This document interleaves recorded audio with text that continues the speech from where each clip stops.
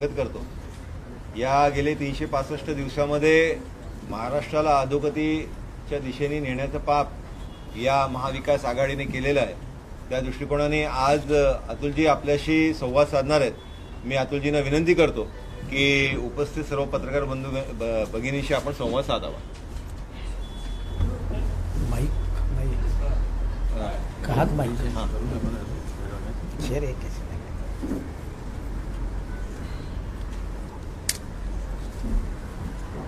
ठाणे शहराचे अध्यक्ष निरंजन डावखरेजी, बाकी सर्व संदीप लेले, भदेजी, घुलेजी आणि बाकी सर्व उपस्थित पत्रकार बंधू भगिनी, सर्वप्रथम ट्रॅफिकमुळे आणि आरे कॉलनीतला एक रोड बंदच अचानक केल्यामुळे मला यायला जवळजवळ अर्धा तास उशीर झाला।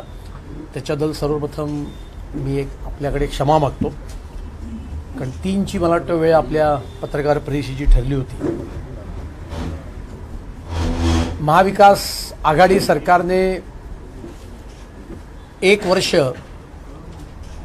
कसंबसं पूर्ण केलं आणि एका वाक्यात महाविकास आघाडी सरकारच्या वर्षाचं वर्णन करायचं असेल तर महाराष्ट्राच्या इतिहासातलं सर्वात गडद असं तमोयुग म्हणजे महाविकास किंवा महाभकास आघाडी सरकारचं वर्ष आहे। सर्व आघाड्यांवर हे सरकार 100% अयशस्वी ठरलेलं सरकार आहे। त्याची यादी करायची ठरवली तर एक मोठं जाडजूड बाड निर्माण करावं लागेल, इतकं मोठं अपयश या महाविकास आघाडी सरकारचं आहे। मग मराठा आरक्षणाचा मुद्दा असेल, कोविडच्या संकटावर मात करण्याचा प्रश्न असेल, आणि त्यामुळे कदाचित नावातच युटी असल्यामुळे सारखं युटर्न हे सरकार करत आहे। आणि केवळ सरकार युटर्न करते अशातला भाग नाही, तर त्यांच्या पक्षाने आपल्या विचारांपासून सुद्धा पुरता युटर्न हा घेतलेला आहे। आणि म्हणून आजच मुंबईमध्ये शिवसेनेने यापुढच्या काळामध्ये अजानची स्पर्धा आम्ही घेऊ, कारण अजान कानाला ऐकायला खूप गोड वाटतो, अशा प्रकारची घोषणा शिवसेनेने केली आहे। आणि त्यामुळे 100% युटर्न हा आहे। भगवा तर केव्हाच सोडला, पण आता फक्त हिरवा खांद्यावर घेणं शिल्लक आहे। अशा प्रकारची शिवसेनेची ही अवस्था आहे। जी विकास कामं मुंबई आणि MMR रिजनमध्ये देवेंद्रजींच्या नेतृत्वाखाली 5 वर्षात सरकारने चालू केली होती, त्या सगळ्या कामांना एक तर स्थगिती देणं किंवा त्या कामांचा खेळखंडोबा करणं हे या महाभकास आघाडी सरकारचं वैशिष्ट्य राहिलेलं आहे। आणि त्यामुळे कुठल्या ना कुठल्या पुलाच्या बांधकामाचा इव्हेंट करण्याचा प्रयत्न करायचा, परंतु प्रशासन नावाची गोष्टच या सरकारच्या कालखंडात आपल्याला दिसत नाही। आणि म्हणून देशाची कोरोना कॅपिटल कोण आहे तर महाराष्ट्र आहे, आणि सर्वाधिक मृत्यू दर देशामध्ये कुठल्या राज्यात आहे तर तो महाराष्ट्रात आहे। आणि गेल्या आठवड्यात तर आंतरराष्ट्रीय मृत्यू दरापेक्षा सुद्धा जास्ती मृत्यू दर हा महाराष्ट्राचा या सरकारच्या अकार्यक्षम कारभारामुळे त्या ठिकाणी झालेला आहे। राज्याच्या माननीय मुख्यमंत्र्यांनी अनेक विक्रम केलेले आहेत। त्यांच्या विक्रमांची यादी जर का वाचायची ठरवली तर ती एवढी मोठी होईल। हा महाराष्ट्राच्या इतिहासातले हे पहिले मुख्यमंत्री आहेत की जे आषाढी एकादशीला पंढरपूरला पूजेला गेले पत्रकार परिषद घेणं मिळणं तर बाजूला राहू दे, पण विठ्ठलाच्या पूजेचं तीर्थसुद्धा न घेणारे आणि विठ्ठलाच्या मूर्तीला हात सुद्धा न लावणारे मुख्यमंत्री कुठले असतील तर ते माननीय उद्धवजी ठाकरे आहेत. त्यांचा सर्वात मोठा विक्रम असा आहे, 1 मे 1960 सालापासून महाराष्ट्राने 8 महिने मंत्रालयामध्ये न गेलेला मुख्यमंत्रीच कधी पाहिला नव्हता. 8 महिने झाले मंत्रालयाची पायरी सुद्धा माननीय मुख्यमंत्री चढलेले नाही आहेत. आणि त्यामुळे खरं तर या मुख्यमंत्र्यांचा शिवाजी पार्कवर विशेष सभा घेऊन एक नागरी सत्कार करावा, कारण असे मुख्यमंत्री महाराष्ट्राने कधी पाहिलेच नाहीत. आज सामनाकारांनी अग्रलेखात म्हटलंय की ईडी आणि सीबीआय सीमेवर पाठवा चीनच्या सैन्याशी लढायला. तर या निमित्ताने मी शिवसेनेला आणि मुख्यमंत्र्यांना एवढंच सांगीन की सीबीआय आणि ईडी सीमेवर पाठवायची की नाही हे केंद्र सरकार बघेल, पण जे क्वारंटाईन झालेत त्यांना तर ईडीमध्ये यायला सांगा. आणि संजय राऊतांना एवढंच सांगीन की सीबीआय ईडी केंद्रात ठरवेल की सीमेवर कधी पाठवायची, पण गेले 8 महिने घरात बसलेल्या मुख्यमंत्र्यांना जरा आधी मंत्रालयात पाठवा, मग तुमची सूचना आम्ही केंद्र सरकारला नक्की करू शकू. त्यामुळे राज्य सरकार नावाचं, प्रशासन नावाची गोष्ट आज राज्यामध्ये अस्तित्वात नाही. कमीत कमी कॅबिनेटच्या बैठका 1 वर्षाच्या कालखंडात कुठल्या मुख्यमंत्र्यांनी घेतल्या असतील तर त्या विद्यमान मुख्यमंत्र्यांनी घेतल्या आहेत. आणि कमीत कमी मंत्रिमंडळ बैठकीमध्ये कमीत कमी निर्णय, या सरकारचा एकही निर्णय असा नाही की जो या सरकारने स्वतःच्या हिमतीवर, स्वतःच्या कल्पनेतून या सरकारने घेतलेला आहे. आणि त्याच्यामुळे पूर्णपणे कल्पनाशून्य, भ्रष्टाचाराने माखलेलं असं हे सरकार आहे. मी आज ठाण्यात बोलतोय म्हणून केवळ नाही तर म्हाडा आणि SRA हे बदल्यांचे आणि त्यांच्या दलालांचे अड्डे बनलेले आहेत.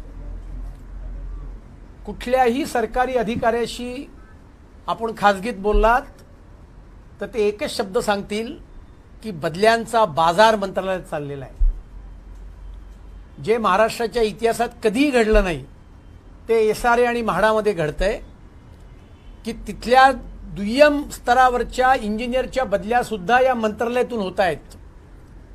आणि मंत्रालयामध्ये फक्त अधिकृतरित्या बदल्यांच्या बोली लावणं हे शिल्लक आहे.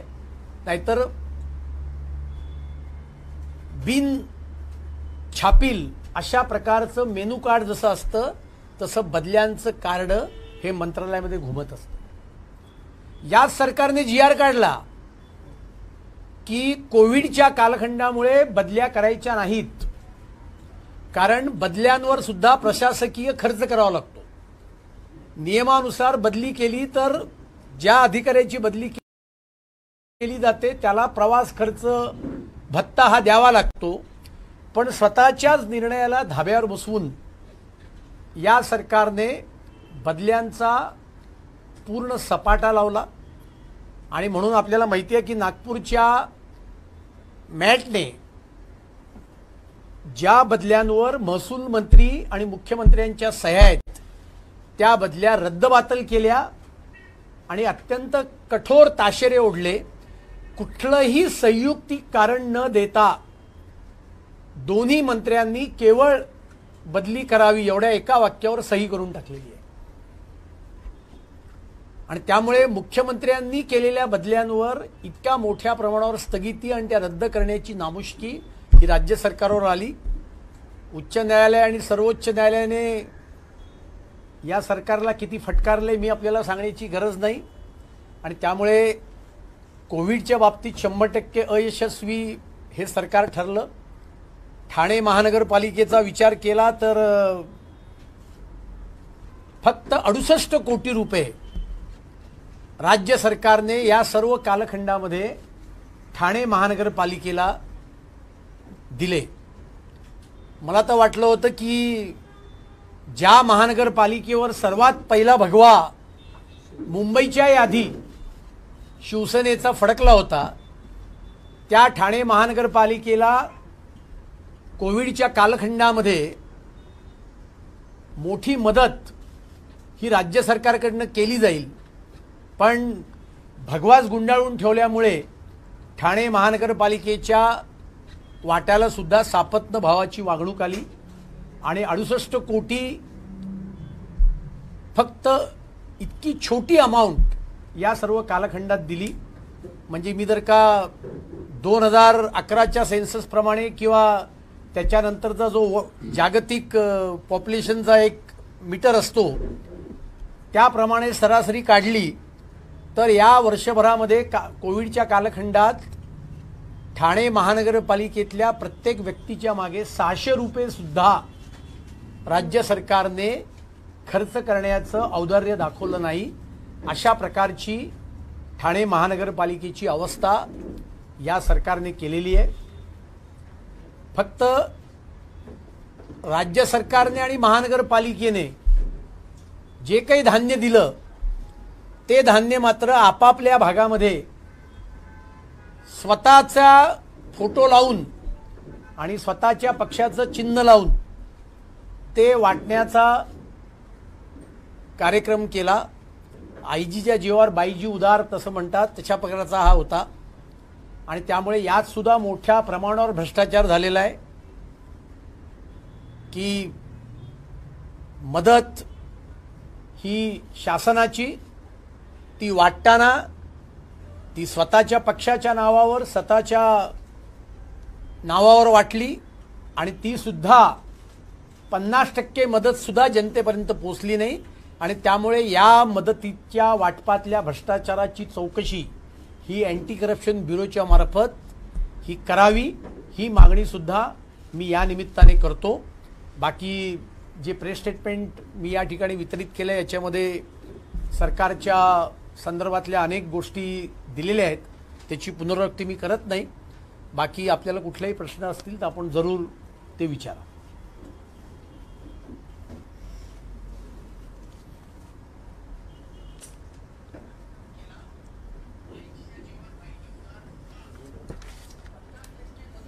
महाविकास आघाडीचं म्हणणं आहे की हे ईडीचं सारे घेऊन आम्हाला त्रास द्यायचं काम करत आहे असं त्याला वाटतं. नाही, जर का ईडी त्यांना त्रास देते असं त्यांचं मत असेल तर जसे अर्णव गोस्वामींनी सर्वोच्च न्यायालयाचे आणि उच्च न्यायालयाचे दरवाजे ठणठवले होते तसे त्यांनाही अधिकार आहे. तो चिदंबरम यांना त्यांच्या अटकेपासून देशातल्या वेगवेगळ्या न्यायालयांनी 45 वेळेला स्थगिती दिलेली होती आणि त्याच्यामुळे न्यायालयाचे मार्ग त्यांना उपलब्ध आहेत. क्वारंटाईन होण्याची गरज नाही त्याच्याकरता.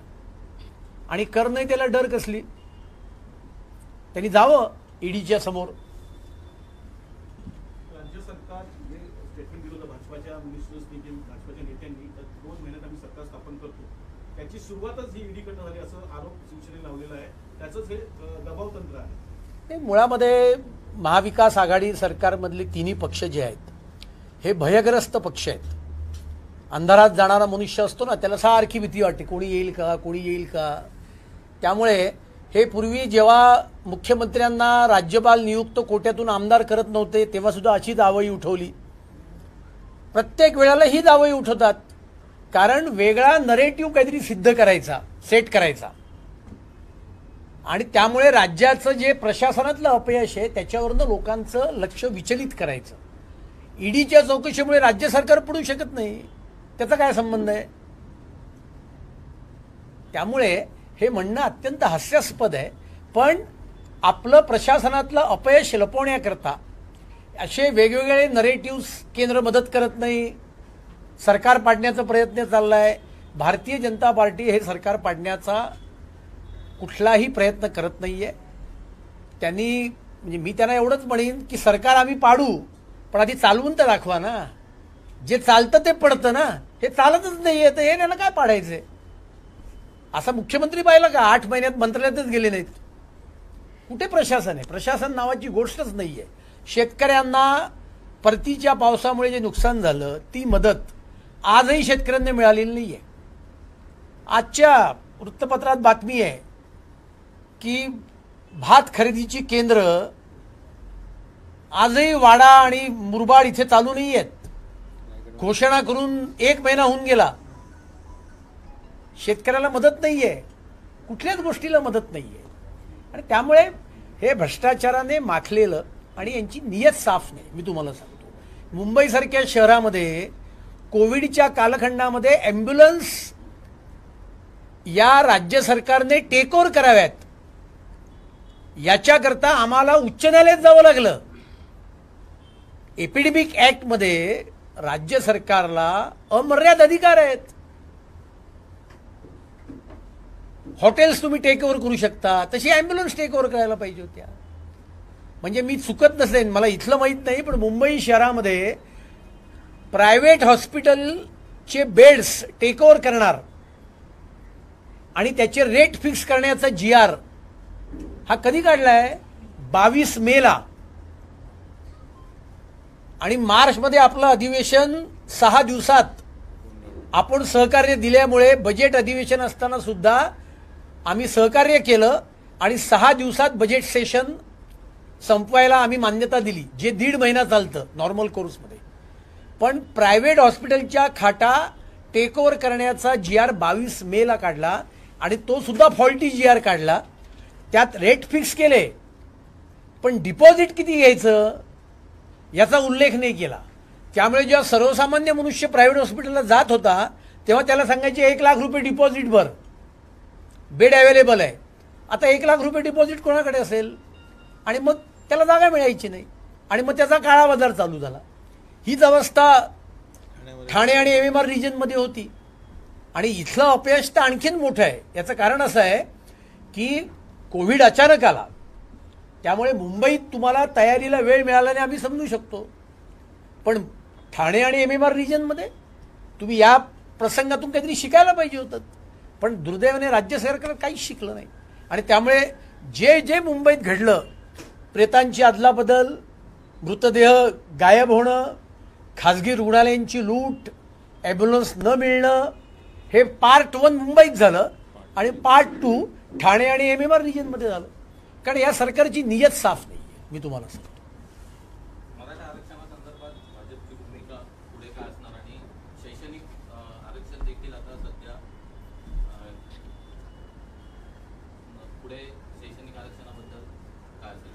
त्याला जोडून हे तू काल उदयनराजे म्हणाले फडणवीसांना मुख्यमंत्री केलं तर आम्ही लगेच आरक्षण देऊ. म्हणजे ह्या कुठल्या भूमिका? नाही, उदयनराजे असं नाही बोलले. मी तुम्हाला सांगतो, पहिली गोष्ट, मराठा आरक्षणची मागणी 2004 पासून या राज्यामध्ये होत होती.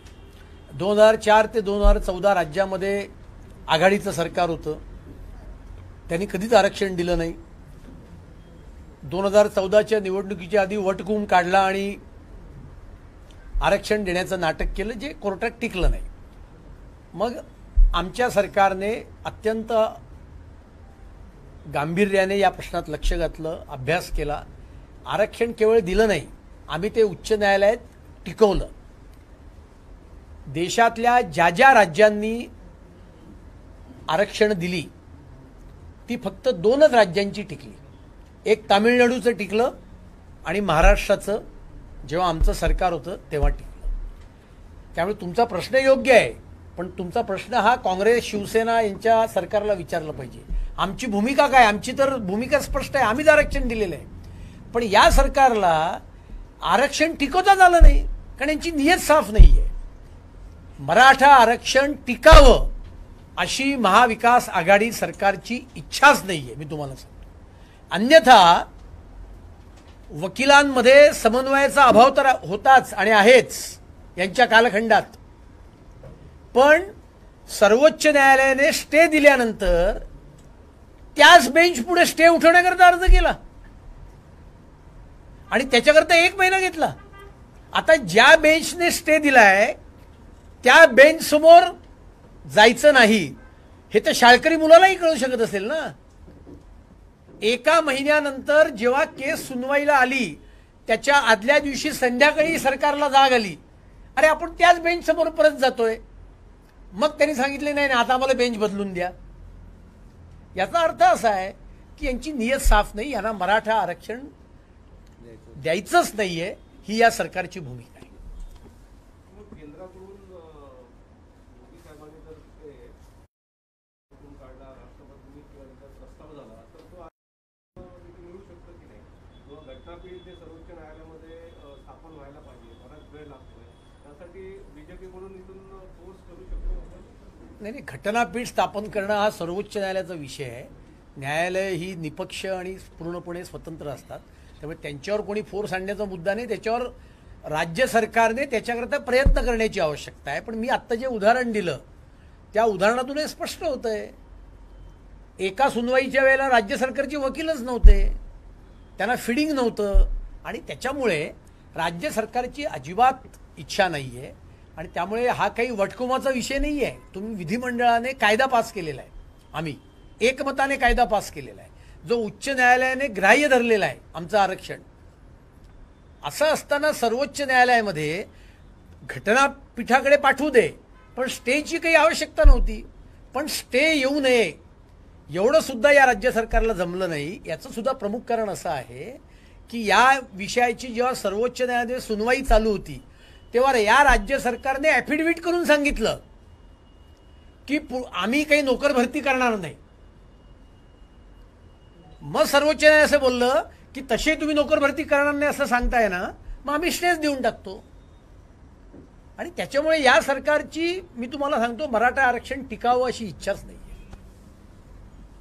दुसरा प्रश्न असा की काढून सत्ता ज्या आहेत त्यांनी अजायांची स्पर्धा ठेवली, तर यात गैर असं भाजपला का वाटतंय? तर एखादा सत्तेत असलेला पक्ष जर धार्मिक संस्था राहावा, जाती संस्था राहावा या हेतून जर प्रयत्न करत असेल भाजपला एवढं गैर का वाटतं? नाही, भाजपला गैर एवढ्याकरताच वाटतंय की भारतीय जनता पार्टी सुद्धा हिंदुहृदय सम्राट बाळासाहेब ठाकरे यांचं हिंदुत्व ही मानत असते. आणि त्याच्यामुळे खरं तर प्रश्न तुम्ही शिवसेनेला विचारला पाहिजे की त्यांना याची आठवण कधीपासून झाली. मग या न्यायानं तर ते म्हणतील की आता रस्त्यावर नमाज पडायच्या स्पर्धा घेऊ आम्ही. आणि त्याच्यामुळे अजांच्या विरोधाचा मुद्दा नाही आहे. जी शिवसेना निवडणुकीच्या आधी 2014च्या आधी 2019च्या आधी काँग्रेसला मत म्हणजे कसाबला मत, काँग्रेसला मत म्हणजे दहशतवादाला मत, अशा प्रकारची घोषणा आणि भाषणं करत होते. बांगलादेशींना या देशाच्या आणि मुंबई शहराच्या बाहेर हकलून द्या अशा प्रकारची भाषा करत होते. त्यांचा आत्ता 360 डिग्रीमध्ये हा जो काही सेक्युलर टर्न त्यांनी घेतला आहे तो ऑब्जेक्शन म्हणून मुद्दा आहे. आणि त्याच्यामुळे ते एकीकडे म्हणतात आम्ही हिंदुत्व सोडलं नाही. मग स्पर्धाच घ्यायच्या असतील तर भजनाच्या पण स्पर्धा घ्या ना, सगळ्या स्पर्धा घ्या. आणि त्याच्यामुळे हे जे प्रेम आलेलं आहे हे प्रेम हे केवळ मतांकरता दाड्या कुरवाळण्याचं प्रेम आलेलं आहे, बाकी काही नाही.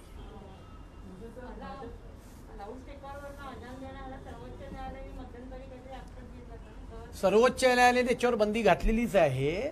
आणि शेवटी अणुशक्तीनगरच्या करिश्मा भोसलेने जेव्हा लाऊडस्पीकरच्या अजान बंद करावा अशी मागणी केली तेव्हा तिच्या मागणीला मदत करण्याच्या ऐवजी पोलिसांनी तिलाच अटक केली.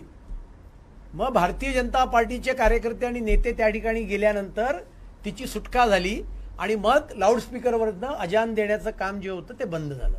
आणि त्याच्यामुळे हे केवळ आणि केवळ सत्तेच्या मोहापायी आपला विचार हिंदुत्वाला तिलांजली देण्याचं काम शिवसेनेने आणि उद्धव ठाकरेंनी केलंय, एवढंच त्याचा अर्थ आहे. एकीकडे राज्यामध्ये महिला असुरक्षित आहेत. कोविडच्या काळामध्ये महिलांवर अत्याचार झाले, याच्यामध्ये क्वारंटाईन सेंटरमध्ये काही अजून निकाल लागलेले नाही आहेत. आपणही त्यांचा पाठपुरावा केलेला आहे. तर अशी परिस्थिती महिला असुरक्षित असताना अशावेळी धर्माचं राजकारण करून आपलं महत्त्व वाढवायचं असं हे नाही.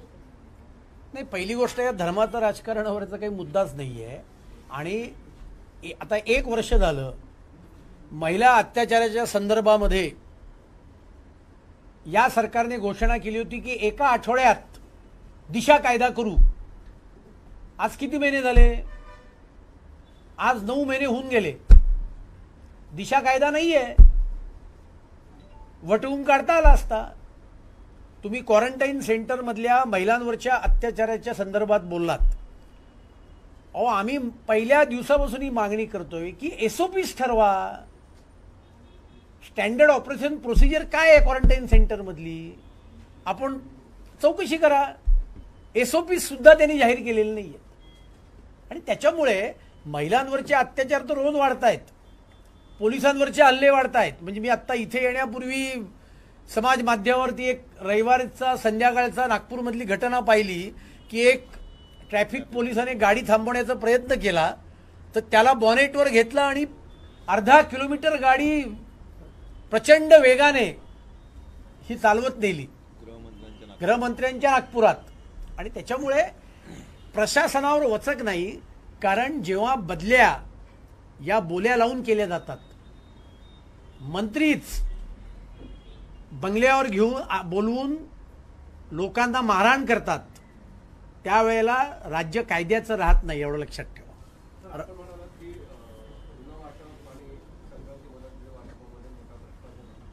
ठाणे शहरात